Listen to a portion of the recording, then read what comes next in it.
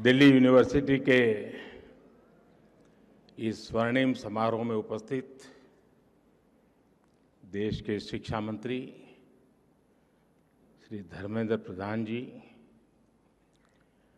Due के vice chancellor श्रीमान योगेश सिंह जी, सभी प्रोफेसर, शिक्षकगण और सभी मेरा युवा साथी, आप लोगों ने मुझे जब ये निमंत्रण दिया था तभी मैंने तय कर लिया था कि मुझे आपके यहाँ तो आना ही है।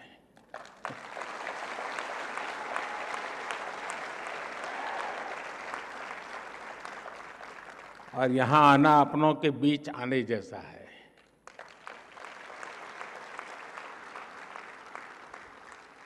अब 100 साल की ये फिल्म हम देख रहे थे दिल्ली यूनिवर्सिटी की दुनिया को समझने के लिए। सिर्फ ये दिग्गजों को देख लेते तो भी पता चल जाता है कि दिल्ली यूनिवर्सिटी ने क्या दिया है।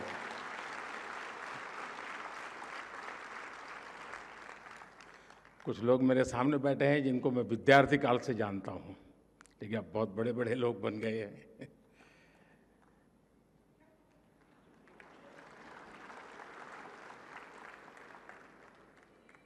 और मुझे अनुमान था कि मैं यहाँ जाऊँगा तो मुझे इन सब पुराने साथियों से मिलने का जरूर अवसर मिलेगा और मुझे मिल रहा है।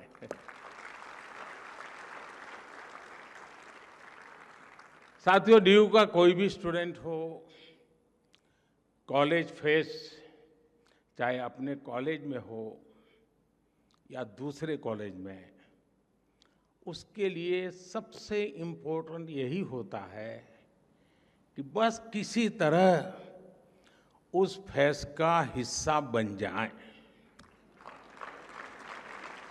मेरे लिए भी ये ऐसा ही मौका है।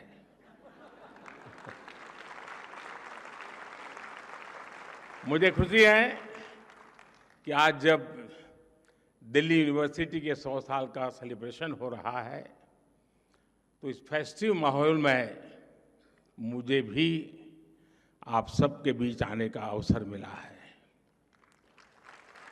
और साथियों, कैंपस में आने का आनंद भी तभी होता है जब आप कलीग के साथ आए।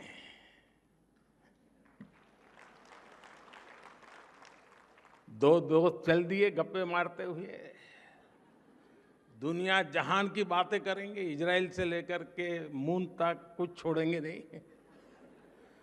कौन सी फिल्म देखी, ओटीटी पर वो सीरीज अच्छी है, वो वाली रील देखी या नहीं देखी, यानी बातों का अथाह समंदर होता है। इसलिए मैं भी आज आपकी ही तरह दिल्ली मेट्रो से अपने युवा दोस्तों से गपशप करते करते यहां पहुंचा हूं।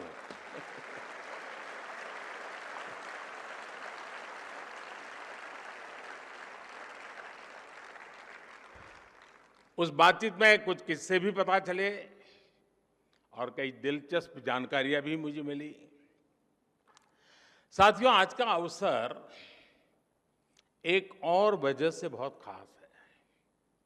ड्यू ने एक ऐसे समय में अपने 100 वर्ष पूरे किए हैं जब देश अपनी आजादी के 75 वर्ष पूरे होने पर अमृत महोत्सव मना रहा है। कोई भी देश हो, उसकी यूनिवर्सिटीज, उसके शिक्षण संस्थान उसकी उपलब्धियों का सच्चा प्रतिबिंब होते हैं। ड्यू की भी इन 100 वर्षों की यात्रा में कितने ही ऐतिहासिक पड़ाव आए हैं।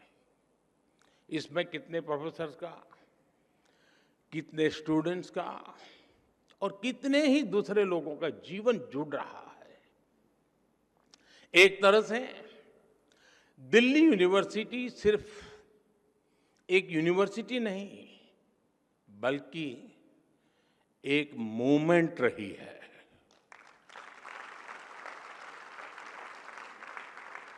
इस यूनिवर्सिटी ने हर मोमेंट को जिया है। इस यूनिवर्सिटी ने हर मोमेंट में जान भर दी है।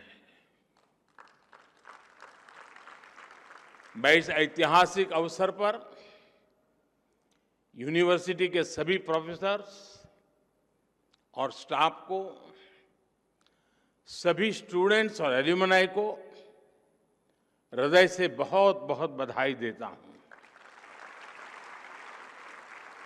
साथियों, आज इस आयोजन के जरिए यहां नए और पुराने स्टूडेंट्स भी साथ मिल रहे हैं।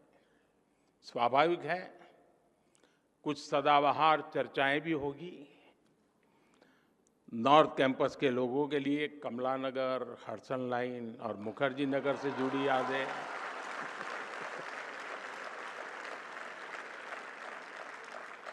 साउथ कैंपस वालों के लिए सत्य निकेतन के किस्से,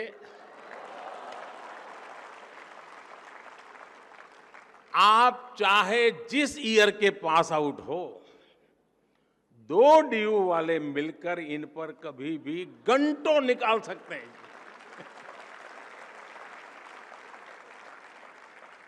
इस सब के बीच मैं मानता हूं, डीयू ने 100 सालों में अगर अपने एहसासों को जिंदा रखा है, तो अपने मूल्यों को भी जीवंत रखा है।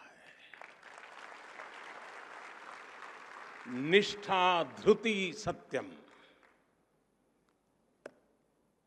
यूनिवर्सिटी का ये ध्येय वाक्य अपने हर एक स्टूडेंट के जीवन में गाइडिंग लैंप की तरह है।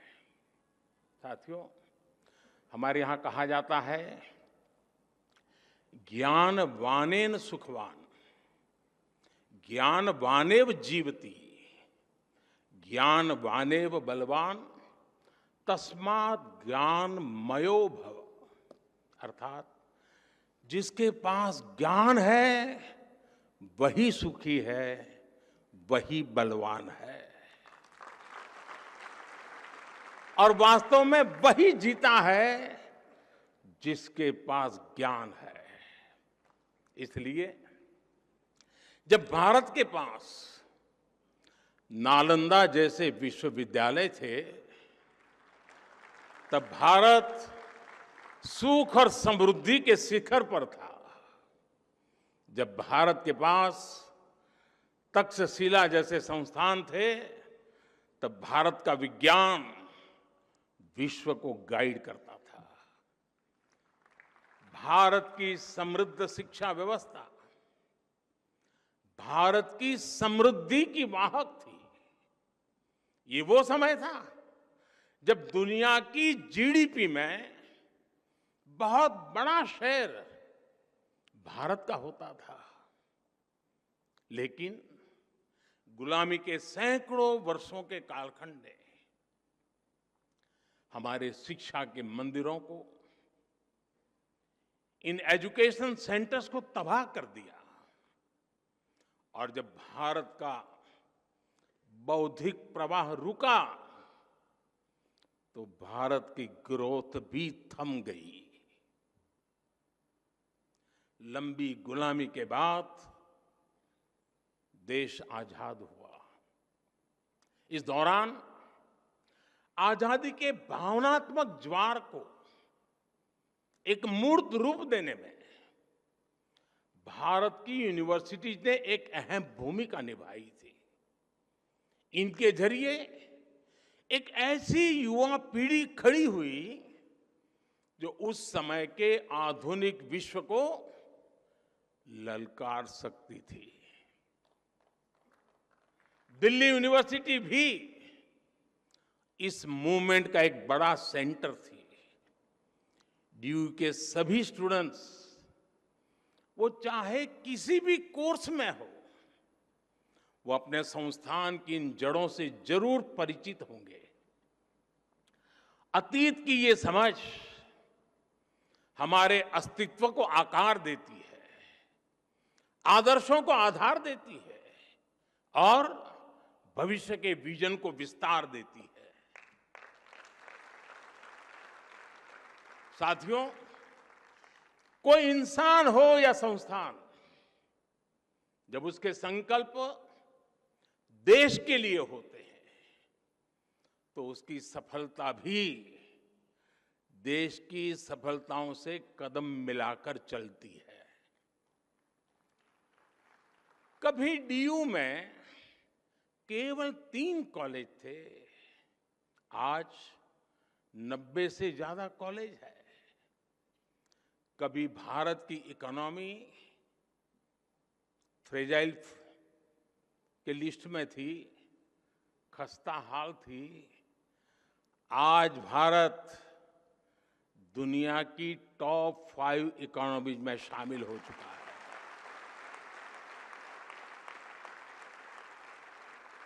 आज डीयू में पढ़ने वाले लड़कों की तुलना में लड़कियों की संख्या ज्यादा हो गई है। इसी तरह देश में भी जेंडर रेशियो में काफी सुधार आया है। यानी शिक्षण संस्थान की जड़ें जितनी गहरी होती हैं, देश की शाखाएं उतनी ही ऊंचाइयों को छूती है। और इसलिए भविष्य के लिए भी यूनिवर्सिटी और देश के संकल्पों में एक रूपता होनी चाहिए, इंटरकनेक्शन होना चाहिए।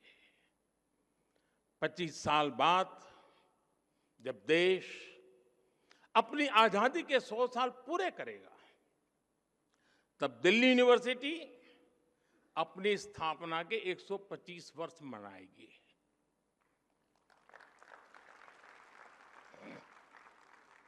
तब लक्ष्य था भारत की स्वतंत्रता। अब हमारा लक्ष्य है 2047 तक विकसित भारत का निर्माण।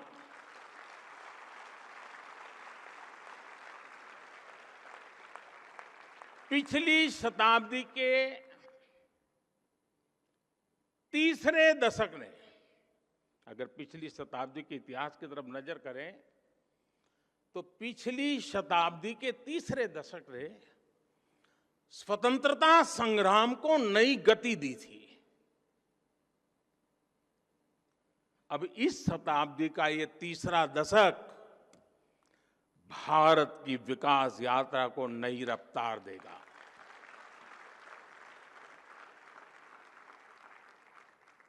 आज देश भर में बड़ी संख्या में यूनिवर्सिटी, कॉलेज बनाए जा रहे हैं।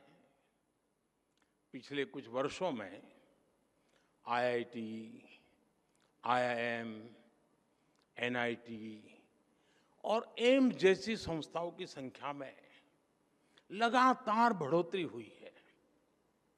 ये सभी इंस्टीट्यूट्स न्यू इंडिया के बिल्डिंग ब्लॉक्स बन रहे हैं। साथियों, शिक्षा सिर्फ सिखाने की प्रक्रिया नहीं है, बल्कि ये सीखने की भी प्रक्रिया है। लंबे समय तक शिक्षा का फोकस इसी बात पर रहा कि छात्रों को क्या पढ़ाया जाना चाहिए, लेकिन हमने फोकस इस बात पर भी शिफ्ट किया कि छात्र क्या सीखना चाहता है।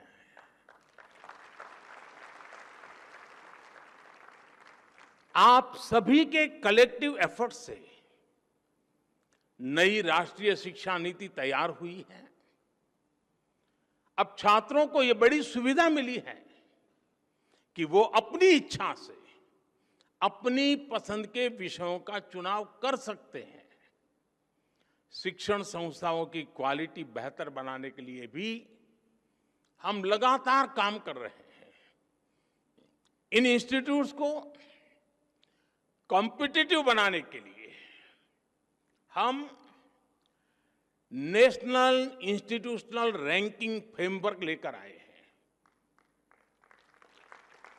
इससे देश भर के इंस्टीट्यूशंस को एक मोटिवेशन मिल रहा है। हमने संस्थाओं की स्वायत्तता को क्वालिटी ऑफ एजुकेशन से भी जोड़ा है। जितना बेहतर संस्थाओं का प्रदर्शन होगा, उतनी ही उन्हें स्वायत्तता मिल रही है। साथियों, शिक्षा की फ्यूचरिस्टिक नीतियां और निर्णयों का परिणाम है कि आज इंडियन यूनिवर्सिटी की ग्लोबल पहचान बढ़ रही है।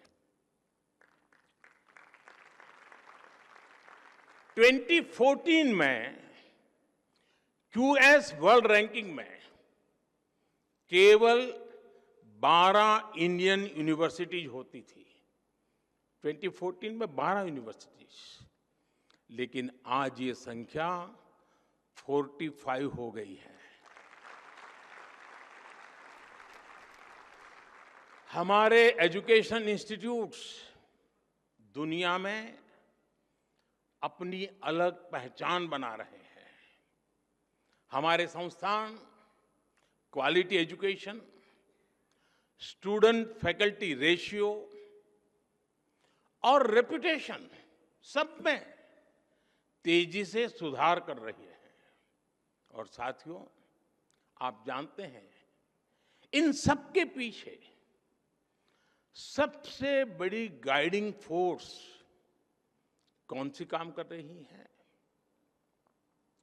ये गाइडिंग फोर्स है भारत की युवा शक्ति। इस हॉल में बैठे ही हुए मेरे युवाओं की शक्ति। साथियों, एक समय था जब स्टूडेंट्स किसी इंस्टीट्यूट में एडमिशन लेने से पहले सिर्फ प्लेसमेंट को ही प्राथमिकता देते थे। यानी एडमिशन का मतलब डिग्री और डिग्री का मतलब नौकरी। शिक्षा यहीं तक सीमित हो गई थी। लेकिन आज युवा जिंदगी को इसमें बांधना नहीं चाहता। वो कुछ नया करना चाहता है, अपनी लकीर खुद खींचना चाहता है। 2014 से पहले भारत में सिर्फ कुछ 100 स्टार्टअप्स थे। आज भारत में स्टार्टअप्स की संख्या 1 लाख को भी पार कर गई है। 2014-15 की तुलना में आज 40% से ज्यादा पेटेंट फाइल हो रहे हैं। जो पेटेंट जारी हो रहे हैं, उनमें भी 5 गुना का इजाफा हुआ है। ग्लोबल इनोवेशन इंडेक्स, जिसमें भारत 18वें पायदान पर था 80 से की बात, वहां से बढ़कर के आज हम 46 पर पहुंच चुके हैं। वो स्थान हमने प्राप्त किया। अभी कुछ दिन पहले ही मैं अमेरिका की यात्रा से लौटा हूं। आप सबने देखा होगा आज भारत का सम्मान कितना बढ़ा है, गौरव कितना बढ़ा है। क्या कारण है? क्या कारण है आज भारत का इतना गौरव बढ़ा है? उत्तर वही है, क्योंकि भारत की क्षमता बढ़ी है, भारत के युवाओं पर विश्व का भरोसा बढ़ा है। इसी यात्रा में भारत और अमेरिका के बीच initiative on critical and emerging technology यानी आईसेट डील हुई है। इस एक समझौते से हमारे युवाओं के लिए धरती से लेकर स्पेस तक सेमीकंडक्टर से लेकर एआई तक तमाम फील्ड्स में नए अवसर पैदा होने वाले हैं। जो टेक्नोलॉजी पहले भारत की पहुंच से बाहर होती थी, अब हमारे युवाओं को उनकी एक्सेस मिलेगी, उनका स्किल डेवलपमेंट होगा। अमेरिका की माइक्रोन, गूगल तथा एप्लाइड मटेरियल जैसी कंपनियों ने भारत में बड़े निवेश का फैसला लिया है। और साथियों, ये आहट है कि भविष्य का भारत कैसा होने वाला है, आपके लिए कैसे कैसे अवसर दस्तक दे रहे हैं। साथियों, इंडस्ट्री 4.0 की क्रांति भी हमारे दरवाजे पर आ चुकी है। कल तक एआई और एआर वीआर के जो किस्से हम साइंस फिक्शन फिल्मों में देखते थे, वो अब आज हमारी रियल लाइफ का हिस्सा बन रहे हैं। ड्राइविंग से लेकर सर्जरी तक रोबोटिक्स अब न्यू नॉर्मल बन रहा है। ये सभी सेक्टर्स भारत की युवा पीढ़ी के लिए, हमारे स्टूडेंट्स के लिए नए रास्ते बना रहे हैं। बीते वर्षों में भारत ने अपने स्पेस सेक्टर को खोला है, भारत ने अपने डिफेंस सेक्टर को खोला है, भारत ने ड्रोन से जुड़ी नीतियों में बहुत बड़ा बदलाव किया है। इन सभी निर्णयों से देश के ज्यादा से ज्यादा युवाओं को आगे बढ़ने का मौका मिला है।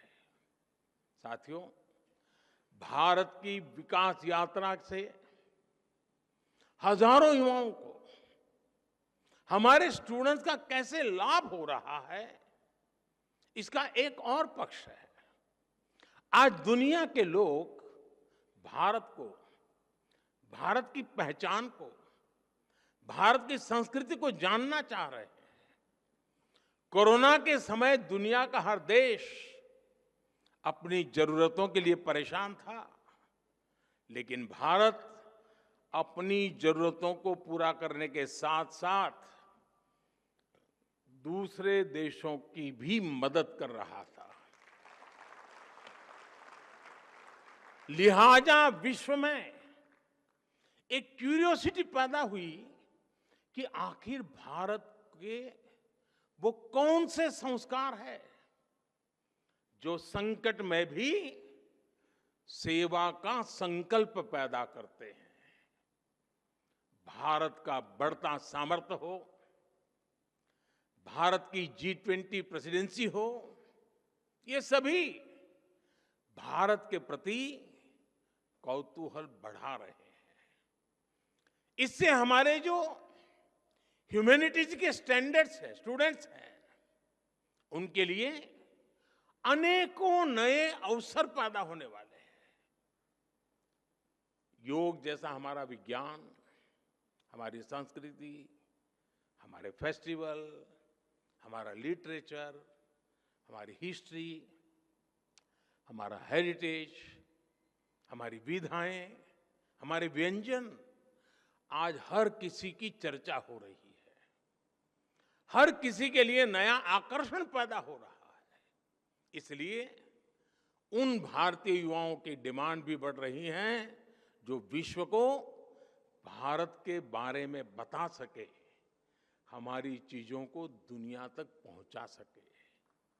आज डेमोक्रेसी, इक्वालिटी और म्यूचुअल रिस्पेक्ट जैसे इंडियन वैल्यूज दुनिया के लिए मानवीय पैमाना बन रही है।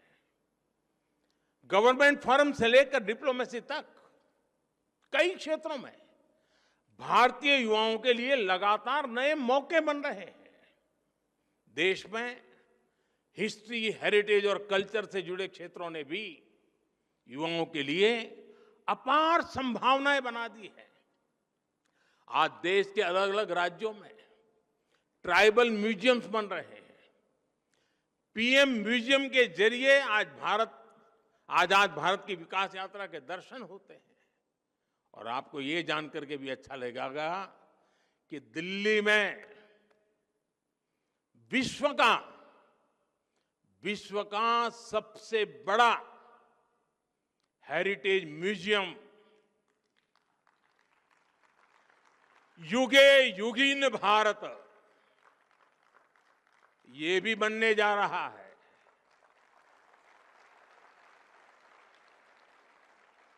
कला, संस्कृति और इतिहास से जुड़े युवाओं के लिए पहली बार पैशन को प्रोफेशन बनाने के इतने अवसर पैदा हो रहे हैं। इसी तरह आज दुनिया में भारतीय टीचर्स की अलग पहचान बनी है। मैं ग्लोबल लीडर से मिलता हूं, उनमें से कई अपने किसी न किसी इंडियन टीचर से जुड़े किस्से बताते हैं और बड़े गौरव से बताते हैं। भारत की ये सॉफ्ट पावर इंडियन यूथ की सक्सेस स्टोरी बन सकती है। इस सब के लिए हमारी यूनिवर्सिटीज को, हमारे इंस्टीट्यूशंस को तैयार होना है, अपने माइंडसेट को तैयार करना है। हर यूनिवर्सिटी को अपने लिए एक रोड मैप बनाना होगा, अपने लक्ष्यों को तय करना होगा। जब आप इस संस्थान के 125 वर्ष मनाएं, तब आपकी गिनती वर्ल्ड की टॉप रैंकिंग वाली यूनिवर्सिटी में हो, इसके लिए अपने प्रयास बढ़ाएं। फ्यूचर मेकिंग इनोवेशंस आपके यहां हो, दुनिया के बेस्ट आइडियाज और लीडर्स आपके यहां से निकले, इसके लिए आपको लगातार काम करना होगा।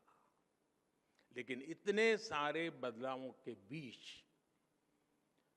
आप लोग पूरी तरह मत बदल जाइएगा। कुछ बातें वैसी ही छोड़ दीजिएगा भाई। नॉर्थ कैंपस में पटेल चेस की चाय, नूडल,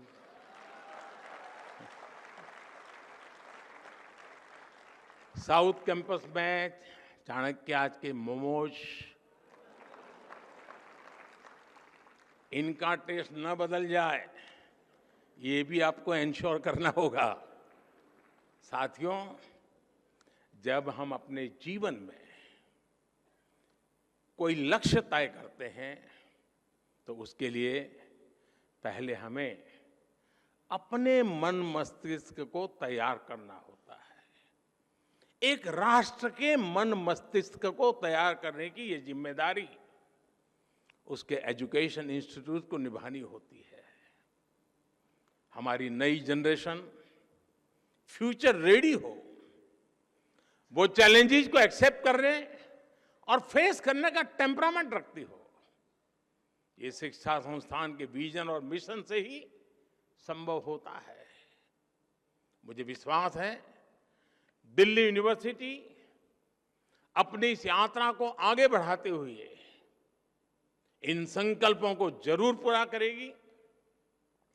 इसी के साथ आप सभी को इस शताब्दी वर्ष की